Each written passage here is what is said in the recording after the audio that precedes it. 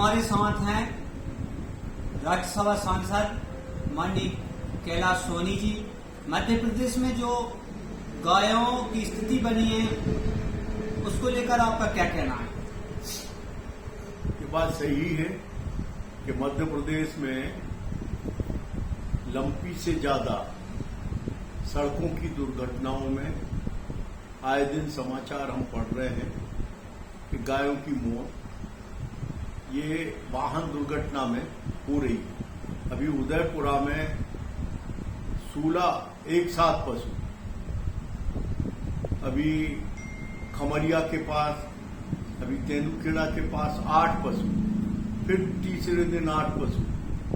चारों तरफ एवरेज हमारे जिले में 10, 15, 12 पशु नित्य प्रति दुर्घटना के कारण, और न केवल पशुओं के साथ दुर्घटना होने वाले वाहनों की, मोटरसाइकिलों की, इन पे बैठे सवारों की, मानव को भी बहुत गंभीर क्षति पहुंच रही है।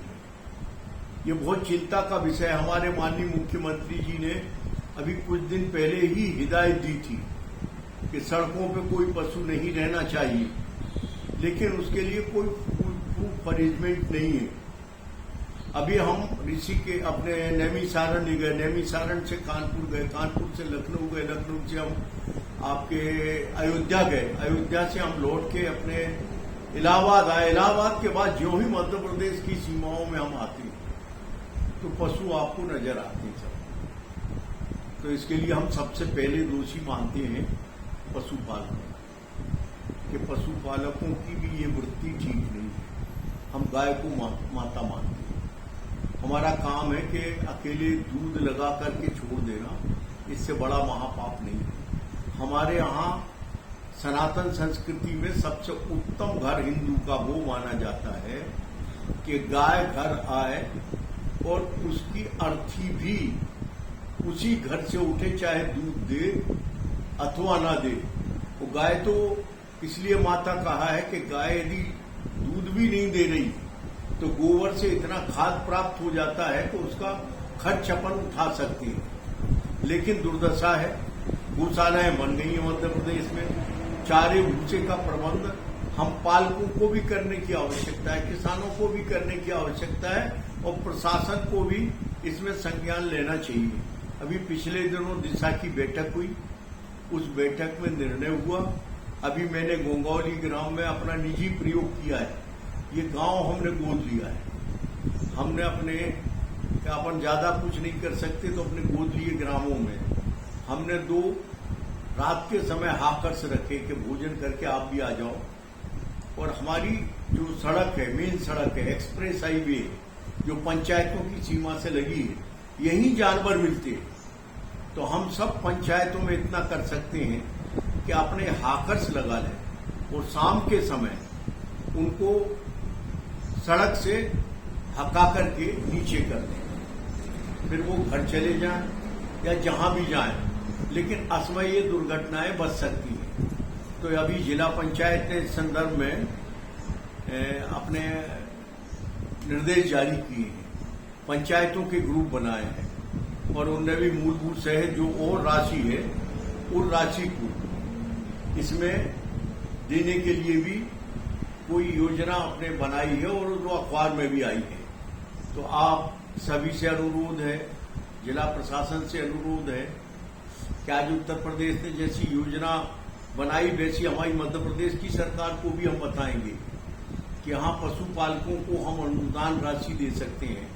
हम कृषि समिति में हैं, उसमें पशुपालन भी है। अभी हमने वहां से शासन ने, भारत सरकार ने, हम लोगों की सिफारिशें होती उसके आधार पर निर्णय होते। तो निर्णय लेकर के 109, जैसे आदमियों के लिए 108 है, इसी तरह से पशुओं के इलाज के लिए भी 109 ये बनाई है। राशि आ गई, शीघ्रातिशीघ्र ये वाहन बन जाए और लोग फोन करें, क्योंकि पशुओं को अस्पताल ले जाना कठिन है, वाहन को पशुओं के पास ले जाना सरल है, भले ही थोड़ा खर्च लगे। तो उनका स्वास्थ्य भी ठीक रहेगा, उनको इलाज भी समय पे मिल पाएगा। तो शीघ्र ये लें। और अभी हमने सिफारिश की है अपने हमारी समिति से, वो सब अलग विषय है, लेकिन उसने सिफारिश की है कि गाय का गोबर खरीदने का काम ये सारी स्टेट सरकारें करें। छत्तीसगढ़ ने किया भी है। गाय का गोबर खरीदें, गोमूत्र खरीदें और इसके लिए बेरोजगार नौजवानों के समूह बना करके, उनकी समिति बना करके गोबर गैस प्लांट लगा सकते हैं, खाद का निर्माण कर सकते हैं, खाद के विक्रय केंद्र बना सकते हैं। और ये हम बताना चाहते हैं आपको कि पशुपालकों से या गांव वासियों से ये निवेदन है कि कहीं गाय मृत मिल जाए तो इसको तुरंत अपने खेत में ले जा करके गाड़ देना चाहिए। इससे इतनी विपुल मात्रा में जैविक खाद बनती है कि आपको 8-10 वर्षों तक उस खेत में 1.5-2 एकड़ के खेत में आपको खाद डालने की जरूरत नहीं, समाधि खाद बोलते हैं। तो इसको बेकार नहीं। गाय तो जो है इतनी कीमती इसलिए मौका है कि जीते जी तो देती ही है, मरने के बाद भी सब कुछ देती है। तो ये समाधि खाद का गाय सड़कों पे सड़ने की अपेक्षा अपन अपने खेत में गड़ा दें तो हमें समाधि खाद प्राप्त होगा। इसमें हमें डीएपी और दीगर रासायनिक खाद नहीं डालना पड़ेगा, जो आज की पर्यावरण की दृष्टि से अत्यंत आवश्यक है। आपके माध्यम से सभी पशुपालकों से, ग्रामवासी बंधुओं से, सारी नगर पालिकाओं के बंधुओं से, अभी हम कल तेंदुखेड़ा गए थे तो वहां नगर पालिका ने भी ये ढोर हाँकने के लिए व्यवस्था की है। वहां गौशालाओं के लिए भी वो प्रबंध कर रहे हैं। तो आगे चल के ऐसी हम परमात्मा से विनय करते हैं कि हम सबको बुद्धि दें कि ये हमारी ग्रामीण इकोनॉमी की रीढ़, हमारी ये गाय, ये सुरक्षित होगी तो गांव की अर्थव्यवस्था सुधरेगी। अथर्ववेद में कहा है कि गाय के गोबर में लक्ष्मी है। अब इसको अप्लाई करने का वक्त आ गया। अभी दुनिया में गाय थेरेपी शुरू हो गई। गाय के साथ रह करके आप अपने बीमारियों का इलाज कर सकते, उसके लिए फीस दे रहे हैं। वो कौन सी गाय? हिंदुस्तान की देसी गाय दुनिया में